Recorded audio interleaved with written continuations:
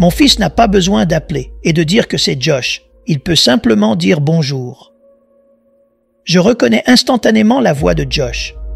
C'est comme ça que ça va se passer avec vous un jour, à mesure que vous marcherez avec le Seigneur de plus en plus longtemps et de plus en plus près.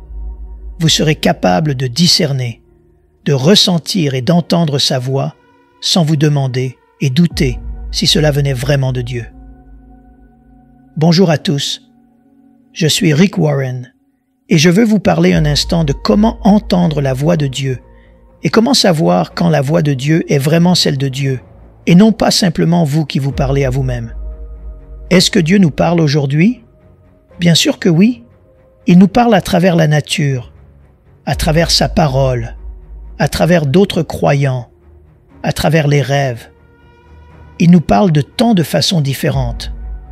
Mais quand Dieu vous parle, comment savez-vous que c'est Dieu? Comment savez-vous que ce n'est pas juste vous qui inventez cela, ou est-ce une pensée du diable?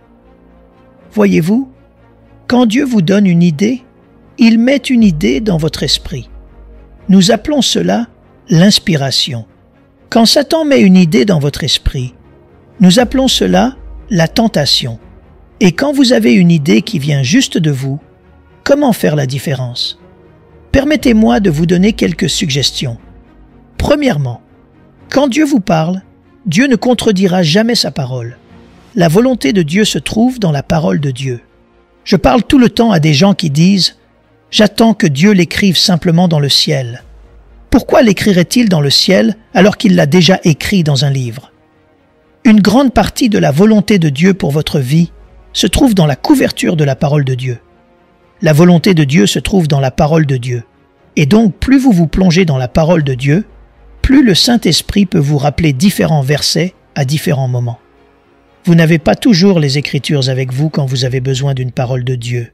Mais si, comme le dit la Bible, David dit, « J'ai caché ta parole dans mon cœur, afin de ne pas pécher contre toi. » Alors si vous avez la parole cachée dans votre cœur, si vous l'avez mémorisée, Dieu peut vous la rappeler. Je ne peux pas vous dire combien de milliers de fois dans ma vie je me suis demandé ce que je devais dire dans cette situation. Et Dieu me rappelait, de ma mémoire, un verset que j'avais mémorisé.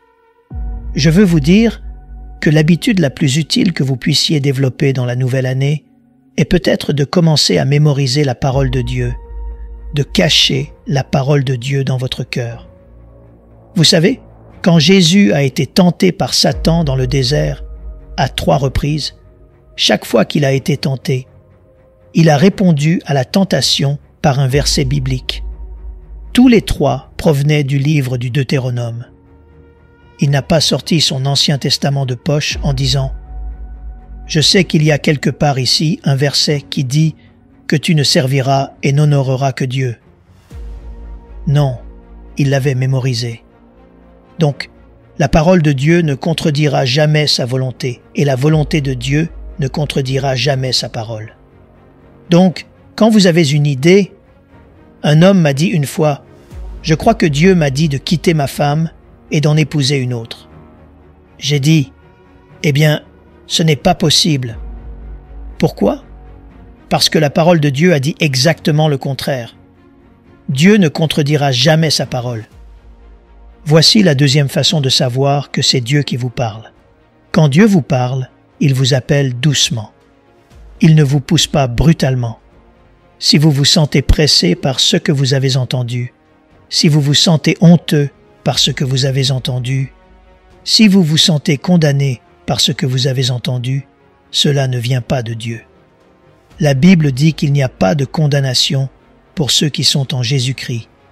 Dieu ne nous pousse pas, il nous appelle doucement. Il dit « Venez à moi, vous tous qui êtes fatigués et chargés, et je vous donnerai du repos. Prenez mon joug sur vous et apprenez de moi, car je suis doux et humble, et mon chemin est facile et mon fardeau est léger. » Donc Dieu ne va pas vous en mettre davantage quand il dit « Prenez mon joug ».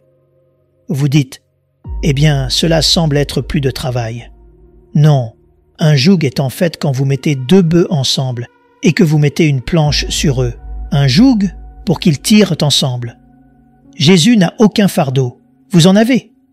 Et donc, Quand il dit « prenez mon joug », il dit « je vais vous aider à tirer votre travail, à tirer vos problèmes. Je vais alléger la charge. » Donc, si vous vous sentez pressé, si vous vous sentez condamné, la Bible dit que Satan est l'accusateur des frères. Dieu n'est pas l'accusateur des chrétiens. Satan est l'accusateur des chrétiens. Donc Satan vous pousse, il vous oblige, il vous presse. Mais quand Dieu vous parle, c'est un appel doux à venir à lui. Dieu nous parle aussi à travers d'autres amis croyants, et Dieu confirme souvent sa voix à travers d'autres croyants. C'est pourquoi il est important que vous fassiez partie d'un petit groupe de croyants matures qui peuvent confirmer ce que Dieu vous a dit. Chaque fois que Dieu me parle d'une manière spéciale, je le confirmerai toujours avec d'autres chrétiens que je respecte pour leur maturité spirituelle et leur ressemblance au Christ. Laissez-moi juste dire ceci. Si vous lisez un jour l'Écriture et que vous trouvez un verset qui vous parle d'une manière et vous donne une signification que personne d'autre n'a jamais vue, vous avez tort. Vous avez tort parce que Dieu parle à son corps, l'Église, depuis 2000 ans et parle aux hommes et aux femmes de foi depuis des milliers et des milliers d'années. Et si c'est vrai, ce n'est pas nouveau, cela existe depuis longtemps. Donc, si vous obtenez une interprétation ou une idée avec laquelle personne d'autre n'est d'accord, vous avez tort, parce que Dieu parle à son corps, l'Église. J'espère que cela vous aidera à clarifier et à communiquer avec Dieu d'une meilleure façon. Mais laissez-moi juste vous encourager, cela devient plus facile. J'ai marché avec le Seigneur maintenant pendant, voyons voir, plus de 60 ans.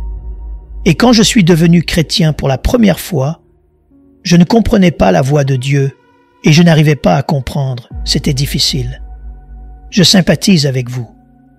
Est-ce que c'est Dieu qui me parle? Ou est-ce que j'invente tout ça? Ou est-ce le diable? Ou est-ce un film que j'ai vu qui est en train d'être repassé maintenant? Mais je vais vous dire ceci, plus vous marcherez avec Christ, plus il sera facile d'entendre sa voix. Je ne doute plus jamais de la voix de Dieu maintenant. J'ai marché avec lui pendant 6 décennies. Vous savez, quand ma femme m'appelle, elle n'a pas besoin de dire « Salut, c'est Kay, ta femme ». Ma femme pourrait m'appeler. Elle peut respirer et je sais qui c'est. Elle n'a même pas besoin de dire un mot. Je connais son souffle parce que je la connais intimement depuis 48 ans. Quand mes enfants m'appellent, mon fils n'a pas besoin d'appeler et de dire « c'est Josh ». Il peut simplement dire « salut ». Je reconnais instantanément la voix de Josh. C'est comme ça que ça va se passer avec vous un jour. Au fur et à mesure que vous marcherez avec le Seigneur de plus en plus longtemps et de plus en plus près, vous serez capable de discerner, de ressentir et d'entendre sa voix sans vous demander et douter si cela venait vraiment de Dieu.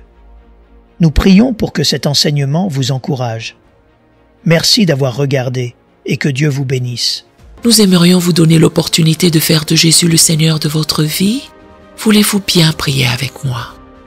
Dites Seigneur Jésus, je me repens de mes péchés. Viens dans mon cœur. Je fais de toi mon Seigneur et Sauveur. Et merci Seigneur pour le baptême du Saint-Esprit en moi. Dans le nom de Jésus. Par cette simple prière, nous croyons que le Saint-Esprit vous conduit sur le chemin de la nouvelle naissance. Allez dans une bonne église dont le fondement est la parole de Dieu, passez par les eaux du baptême et donnez à Dieu la première place. Nous espérons de tout cœur que ce message vous encouragera. Si vous connaissez quelqu'un qui puisse être encouragé, s'il vous plaît, envoyez-le lui pour nous aider à atteindre plus de gens et à propager l'Évangile. Édifions le corps de Christ ensemble. Appuyez sur la cloche des notifications et merci infiniment de nous soutenir en vous abonnant à notre chaîne. N'hésitez pas à laisser vos requêtes de prière dans la section des commentaires.